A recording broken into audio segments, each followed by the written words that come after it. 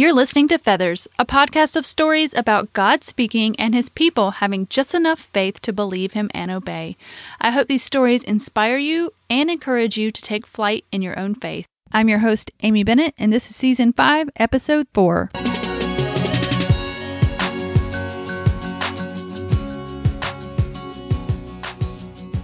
Well, hey guys, and welcome to Feathers this week. I am first so sorry about my voice. I think I have a touch of bronchitis or something, but I am pushing through because I really want to get this episode out to you guys. I am so excited about it. This week we have Anitha Summangi. So I tell the story in the interview a little bit, but I want to say this all again here is that my husband went on a missions trip this summer to the Indian Community Church in Boston with our church. Our church helps support their church plant. It was started by Suresh Summangi and his wife, Anitha. And after Scott came back, he was just telling me some of the stories and couldn't stop talking about how much he loved them, how great the people were, and how amazing the stories were. And he told me some of those. And I was like, man, I really need to have Anitha on the podcast. And he was, separately, he said, I think you should have her on the podcast.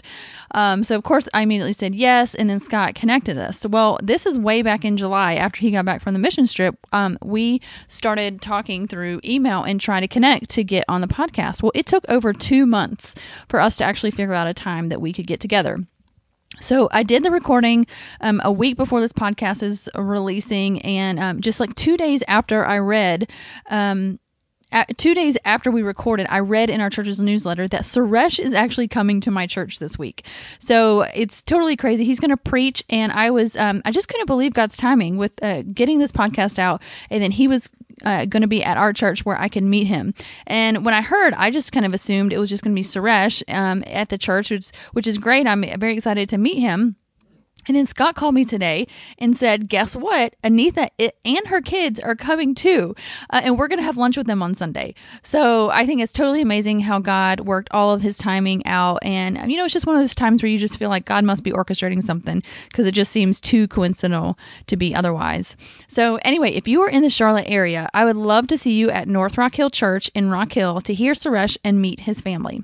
But for today, I have Anitha on the podcast, and she gives us a snapshot of her life as a Christian and just the high-level view of how they came to plant the Indian Community Church in Boston. And I think you're going to be just as inspired as I was after talking with her.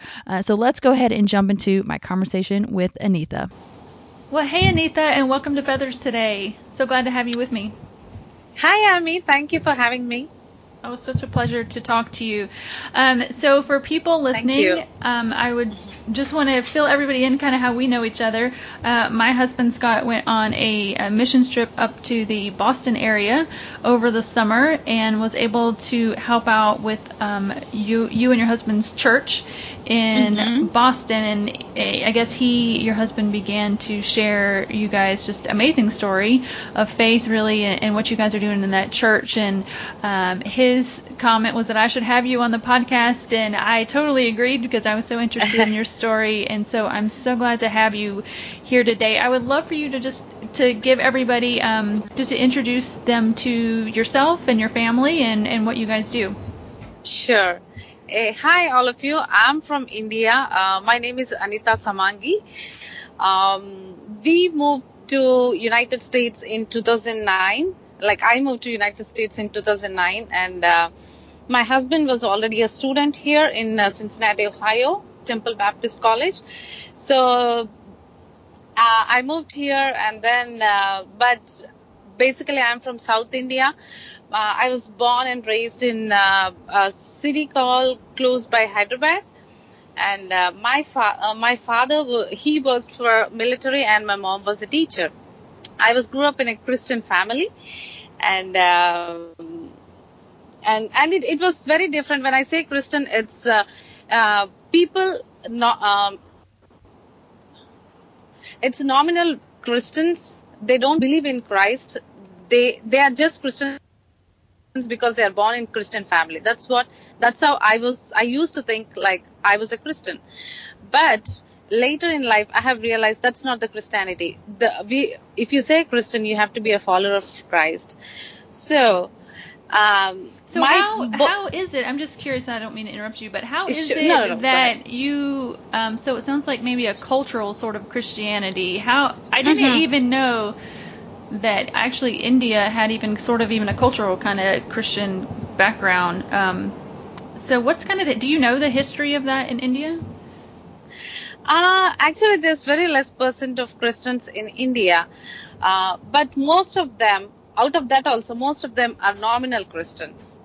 So it's like, it's not like here, because I met people here, they just tell you directly, like, I'm not a Christian, even they're born in Christian family. But back in India, if we are born in a Christian family, we are considered as Christians. Gotcha. Yeah. So that's what I used to think, but I have realized one day my pastor was preaching in the church. I have realized that I was not a Christian. I was just born to a Christian parents, because I have seen all my life my parents spending their time in prayer and reading the word. But I always thought it's just a cultural thing. I never thought it's to have a personal relationship with Christ.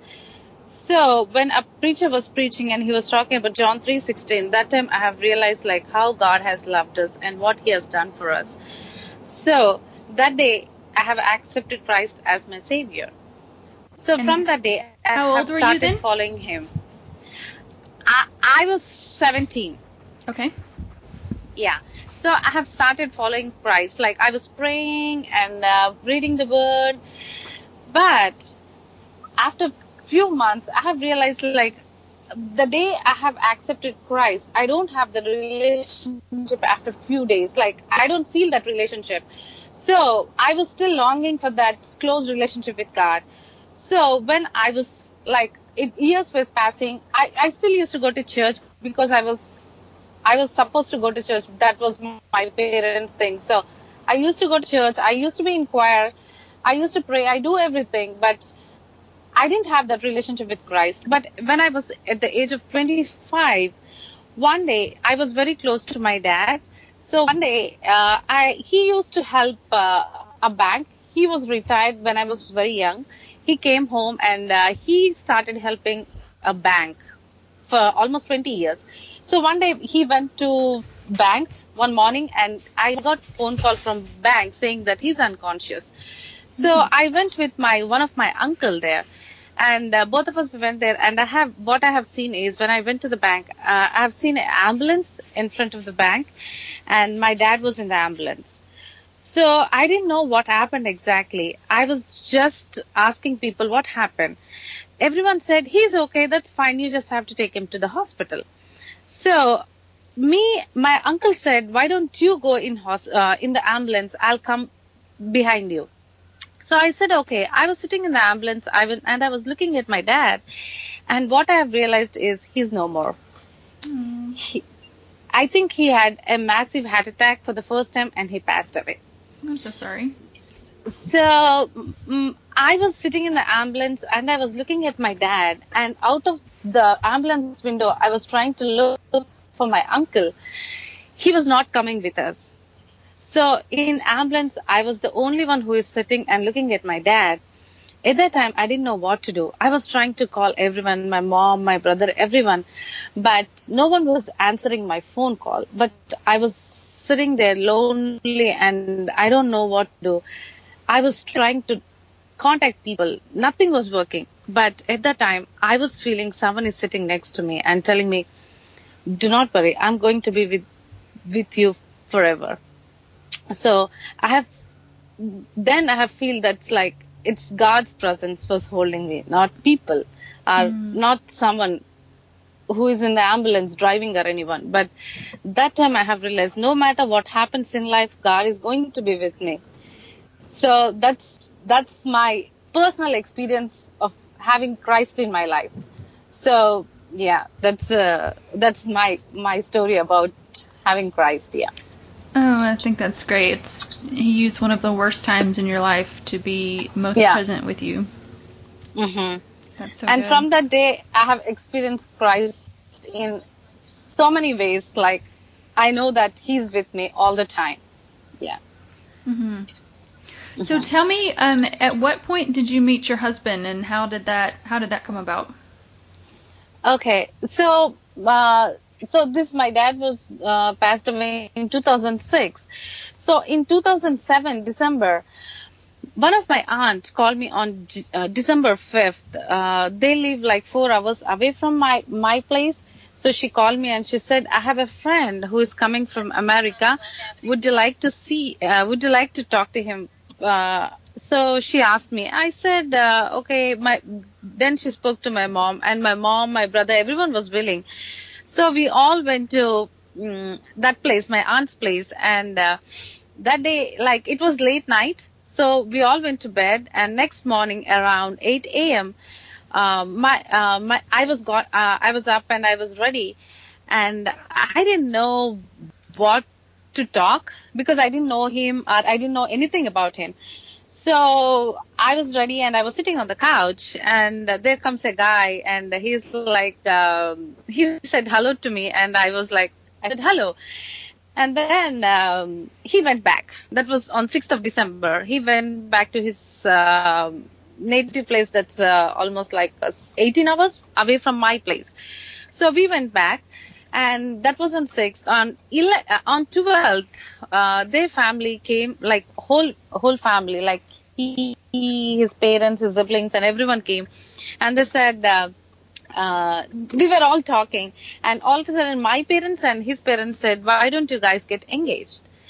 Oh my goodness. So you said hello to each other, and now you're... Yes. And we didn't have any conversations in between or on the same day. So I said, I did not say anything, because in our culture, whatever our parents decide, we have to say yes for it. So, and more than that, I was trusting the Lord, because he's the one who's going to take care of me. So I'm like, I was trusting God. I was trusting my mom and my brother. So, and when they said this, I was just waiting what's going to happen next minute. So then my husband, he told to his parents that he wanted to talk to me for a minute. Then we all said yes, and we went to a room, and then he asked me 3 questions. So he asked me, his first question was, are you Christian? I said yes. Then he wanted to make sure that I know what he does. So he asked me, like, I'm a pastor, because when you say pastor in India, like, there is no value, because they are not financially sound, or like their jobs are not well paid. So he was telling me that he works, he's a missionary, and he works for the Lord. So he said, is it okay? I said yes. And his third question was, if God calls me to go to anywhere in the world, like it might be China or a different country, would you like to follow me? I said yes. So, and we were done. So both of us went out, and he said yes to his parents, and I said yes to my parents, my mom. Then on the same day, we got engaged. Oh my goodness. Hello in 3 questions. Yeah. Wow. We got engaged, and that same night they went back to their place, and after 10 days later, we got married. That's 22nd of December. It's a quick engagement. Oh my goodness. Yeah. And in between we didn't have any conversation, not even a phone talk also. So I say is, like, both of us, we were trusting on God.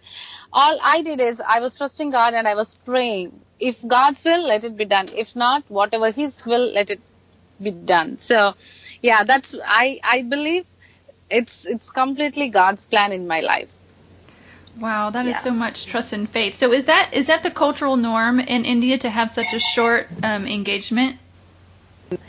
Not really, because usually people, when they talk about marriage, they like to see everything, like their family background, their financial background, everything. In our case, this is funny, but in our case, I didn't even know my husband's age, or his family background, his siblings, how many siblings he had, nothing. just zero knowledge. So I didn't even know that he was a student here. I was just thinking like he's a pastor, like that's what I was thinking. But later I realized that he's a student here and blah, blah, blah, all these details. Yeah. Oh my goodness. So that is definitely trusting God in that. Wow. And so, so you guys got engaged. 10 days later, you get married. And he's a student in the United States at this time, right? Yes. Okay, so do you go immediately to the States with him? No. By the time when we got married, I didn't even have a passport. So, and in India, it's not easy to get a passport. It takes a long time. So, and he has to come back here because he was already in school, and he came back here after 21 days of our marriage. So he moved in January. We got married in December and he moved here by middle of January. So I was in India till 2009. This was in 2008. He came back, and in June he came back for his summer vacation, and then twice. He came twice, I guess, and then I was pregnant in December of 2009 January. And then we were working on our visa stuff, like so that I can have passport and stuff. And by God's grace, I have finished everything. And when I was pregnant with my older one, 3 months pregnant, at that time God has allowed me to come to United States. So it's like I stayed there for a year and 3 months. Oh my goodness. Yeah. Wow. Yeah. That's incredible. And so when you guys got here, that's when you guys were, he was a student still when you got here? Yes. And I think he has an interesting story. Is this the one where he was driving? This is what Scott told me, something like he was driving taxis for somebody, or not taxi, but a car from somebody, or did that happen later? Actually, it happened later. So he was doing his bachelor's. After he's finished with his bachelor's, we moved to Louisville, Kentucky for his master's at Southern Baptist Seminary. Uh-huh. So he was working on campus as a driver. So that time he got to meet all these big people like he used to drive for Dr. Moeller, John Piper, like whoever comes a guest speaker to seminary, he used to drive for them. Okay, so he got to talk to them while he was driving them. Yes, he did, yeah. It's incredible. So he had all kind of contacts there and learning from them as they drove. Yes. Okay, so that's incredible. So he did that for a while, and then he graduated master's, yes. right? So he graduated master's, yes. So how did you guys get to Boston? Tell me that story. Okay, so like our plan was always to go back to India because my husband's desire was to go to India and preach gospel among his own people because his background was little different because he was born and raised in a place where he always saw death every single day. So his parents, his father was a police officer. So he used to see all his friends were so spoiled because of that. And like all the community.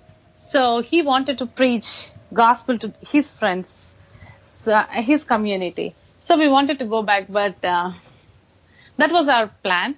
But what happened is, before he graduated, he got a phone call from our son.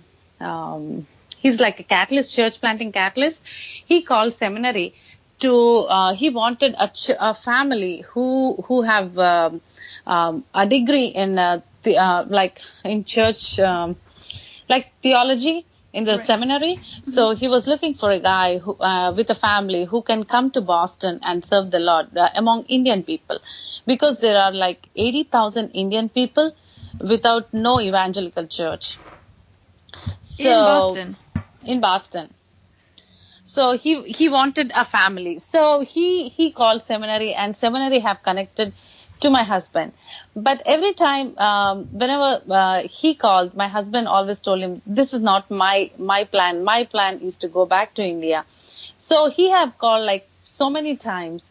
So, and at the end, that guy, he was really upset. He said, you always say that you wanted to go back to India. do you know there are 80,000 people in Boston who don't have a church? So what about them? So when he told the number, my husband was really touched by the number, and he started praying because he didn't want to confuse me. He has never told me about this thing. So he was praying about it, and I think he has spoke to many of the speakers, these guest speakers who came to seminary.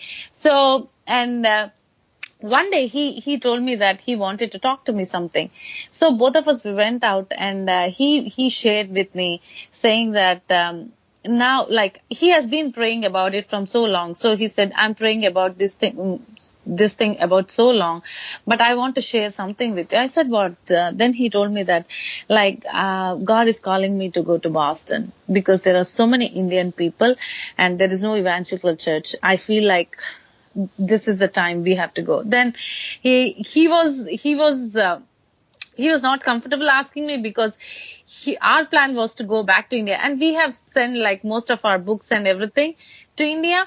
So he didn't know what my answer would be. Then I said, do you remember one day, like first time when we met, that was your question, like if God calls you to go to a different part of this world, like anywhere in the world, you have to go, right? Then he said he was so happy.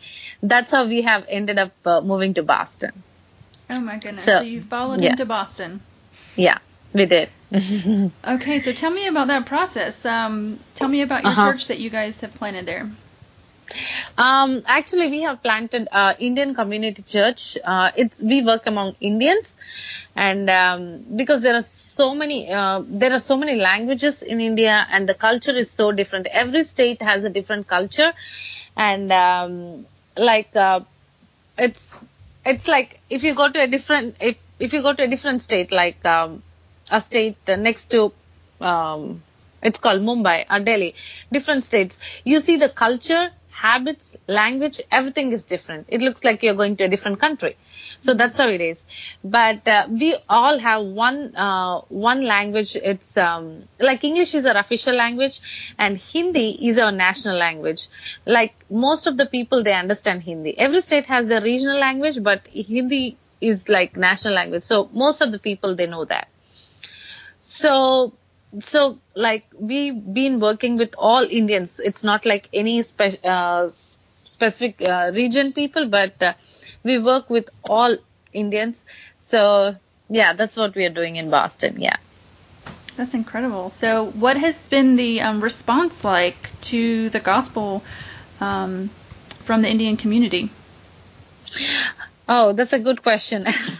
Actually, there are lots of Hindus here because they come for IT jobs and different jobs, and especially Boston is really, really nice place because it's you see like so many intellectual people here. Right. So many people. It's like if you talk universities, about, right? Yes, if you talk about like masters, like. It's like everyone does masters. So like some people, like most of the people, they like to go to postdocs and all these things. So it's beyond my thing, but yeah. But it's amazing to see like how people study here, and they are so busy. Like when you talk to a person, they don't have time to talk to you. Like sometimes we go for outreach and we try to talk to people. They don't have time because they're so busy in life. And some people, they don't even think that they need God. So, but it's amazing. Like, but with Indian culture it's different because when someone comes and talk to you, usually people try to talk. So that's the one thing, like whenever we go for outreach, I just stand there and I talk to people. I just try to make connections so that first I try to invite them to my house and then build the relationship. So we talk. At my table, like I cook Indian meal for them, then I start having conversations with them. So that's how we do as a family, inviting people and having conversation. Then once we are comfortable, then we'll share the gospel with them and then we'll invite them to church. So that's what we do. So very relationship driven. Yeah. Wow, that's that's incredible. So you have all these intellectual, very busy people, but they're clearly they're responding to the gospel. Yes, some people do. Like recently, I had a conversation with a lady at the bus stop. I was waiting to pick my boys from the bus stop. So I had a conversation with a lady who is a Hindu from same state where I am. So she was talking to me, like I said, so what do you do whole day? She said, I just meditate. I asked, so what God, because Hindus have like 300 million gods and goddesses. So I asked her, which God do you believe in? She said, like for me, God is like, I can find God everywhere. I said, oh, really? She said, yeah, I can find God in my work, in my meditation, in my studies. I said, really? Then she asked me, what do you believe? I said, I'm a Christian and I follow Christ. She said, so she asked me, then I asked her a question like, how do you feel the relationship when you're studying? Do you see God in studying? She said, yeah, I can feel. I said, how? I said, if you say He's your God, then you need to have a relationship. You have to feel that relationship, right? She said, no, I don't believe in that. I just want, and she was also telling me that God is in herself. So I said, really? So it was like very strange conversation for me. So I've been trying to reach out to her. Like, then I decided this is not the way, like I need to just sit down and talk to her and build the relation. Then it will be easy for me to show in my actions than in talking, so that she understand like what exactly I believe and what we do. Yeah. That's so good. You Yeah. show it through your actions what you believe. Oh, Yes. that's Yeah. convicting. You have to be able Yeah, to make... that's what I believe, because people more than words, people look at your actions. So when I want to say something, it's better for me to do in actions and show them like how do I live, and that's how I can teach people. Like, yeah, that's what I believe. So then when you share the gospel, it's backed up. So when you say that God loves us, you can say, they can see how you've loved them. Yes, that's what I do. Because if I'm just telling them that God loves them, and if I don't show that love, there is no point of saying it. So that's what I try to do. We as a family, we try to see the people, and if they are in need of anything, like some people, they want people to help them. Some people, they want someone to stand next to them when they need people. So in Boston, it doesn't happen because there are people who are like so busy, they don't have time for themselves. So those kind of things. So I really want to do that for them. So like whenever people ask me, like, I'm going through this, I just go sit down. Both of us, me and my husband, we do that. We just sit down and talk to them. We spend time with them so that they know they are not alone. They have someone else. So, yeah. That's so good. Wow. So how many people do you guys have coming to your church now? Right now, our church is very small because we have just planted like few months ago. Okay. And so we have like 25 people, like including kids. Yeah. So very just the core beginning of it. But that's Yes. incredible. That's incredible. Yeah. And so talk about what, when my husband came, you guys were putting on what were you guys doing at a conference or something that weekend? It's a family conference, yeah. Okay. So what kind of things were you teaching that weekend? So we had all these Christian families came because it's a family conference. So we were teaching, like we had all these speakers who were talking about the importance of the family and ministry and all these things in that event. So. Okay, so the other thing I wanted to touch on is that Scott talked about the great sacrifice you guys have made, even planning the church and staying over in the United States just for with your family. So can you talk a little bit about that? Sure.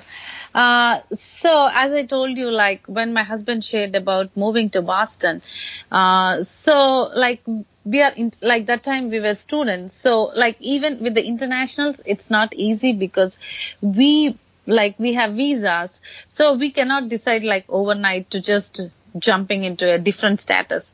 So when we decided to move to Boston, we have to apply for our visa, that is work for R1, that is religious worker.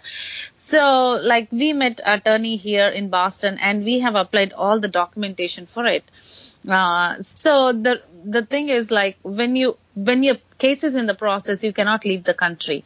If you can leave the country, but you cannot come back. So that's the thing. So we have signed all the documents, and we have submitted to the government, and then we got a phone call from India saying that my father-in-law has passed away. So you couldn't go. So no, both of us, we cannot go. And then what happened is, like, so we decided, like, we were praying, and we asked God, like, God, we know that, like, this is your plan. We didn't want, this is not our thing, because we always wanted to go back to India. So we were praying, and we decided, like, we'll just honor God and we'll stay back. So when we decided that we have to pay a lot for that, because all my husband's family were really, really, really mad at him. And they said, like, they did not understand why he's not coming. So, but my mother-in-law, she called him, and she said, son, like, I know you did not come, but do you come when I die? That's her question. Then that was like heartbreaking question for him, but he said he will be there with her, because he was not expecting that to be happen very soon. So he said, yes, I'll be there for you. So what happened is, this, like, without knowing, in 1 year, I guess, soon after my father-in-law passed away, in 3 to 6 months, my mother-in-law, we came to know that she has uterus cancer. Oh my goodness. And then within few months, like less than, I think almost a year later, she passed away. And by the time, our visa was not approved. So same situation, we cannot go back because our visa was not approved. Mm-hmm. So that time also he couldn't go back.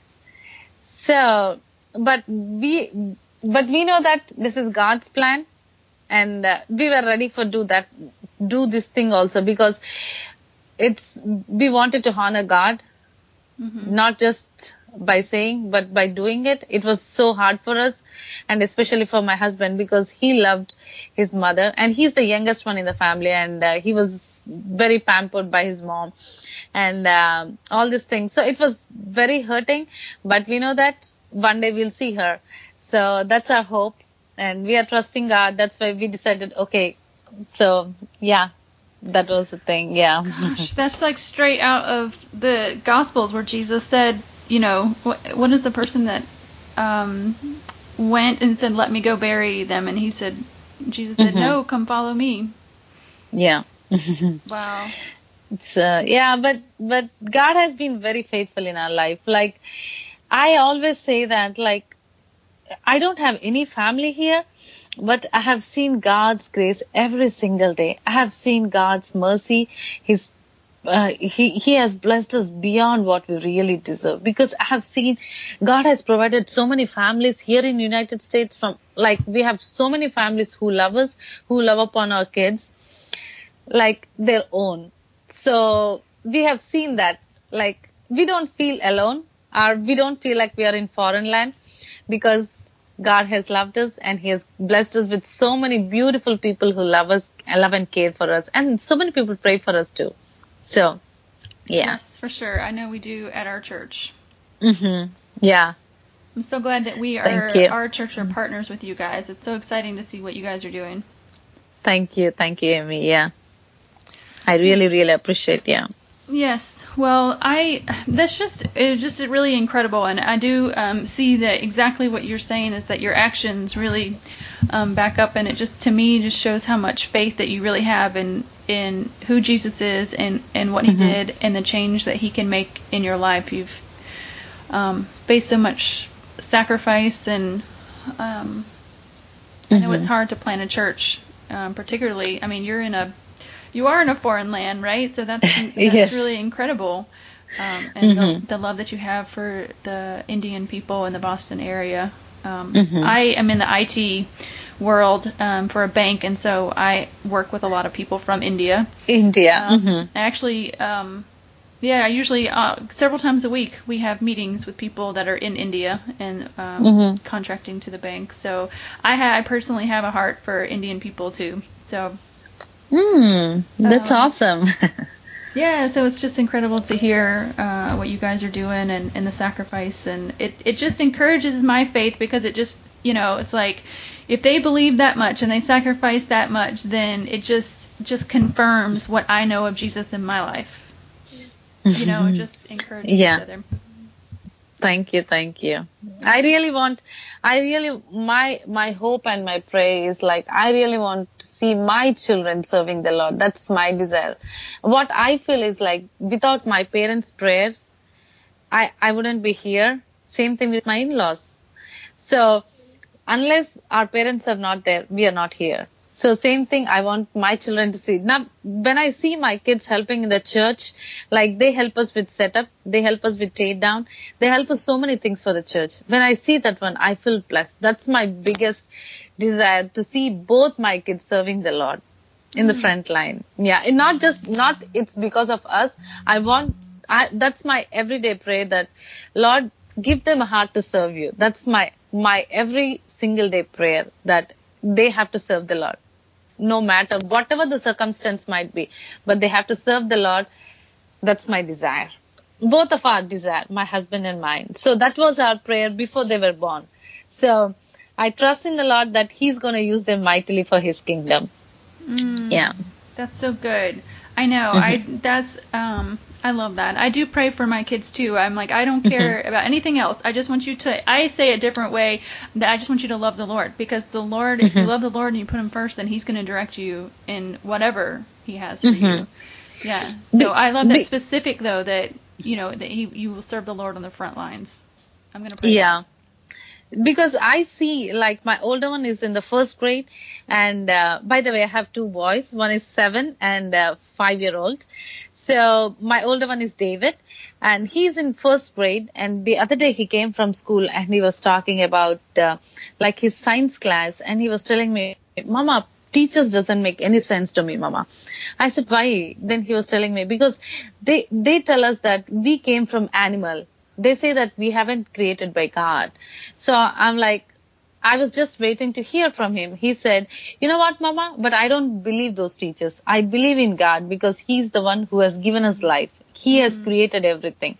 So that's amazing when I hear those kind of things from my children. That day I'm like, Lord, thank you.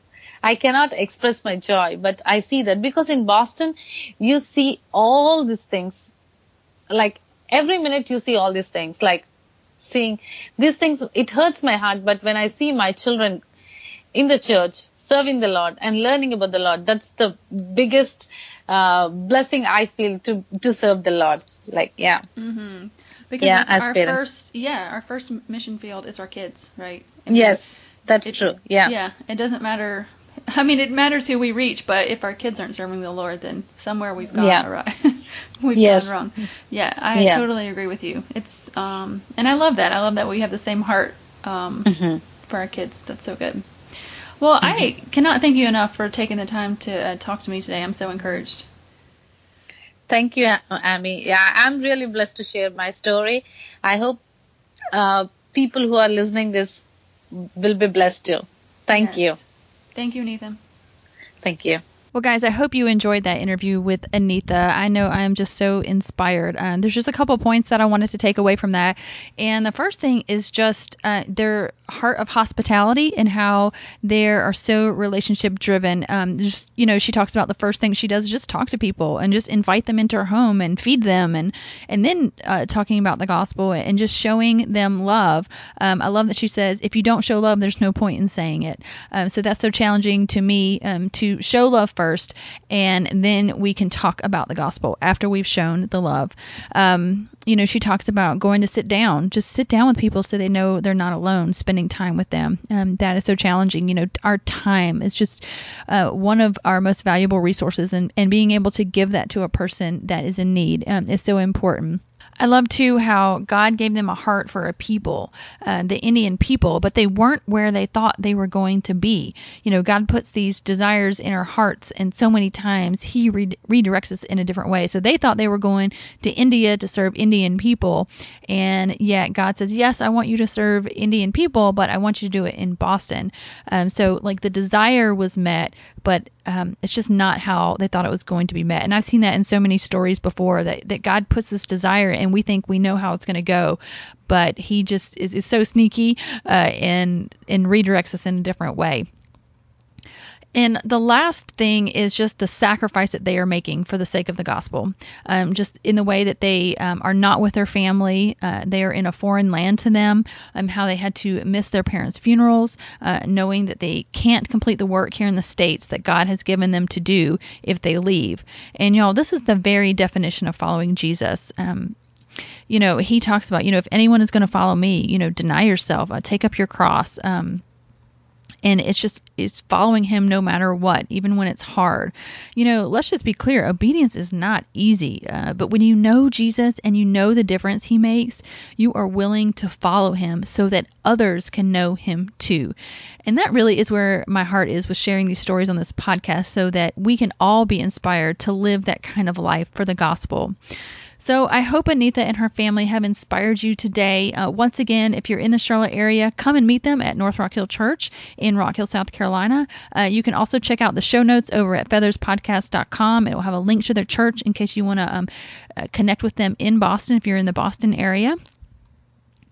All right, guys, so I think that is it for today. Thanks so much for listening, and we will see you next week on Feathers.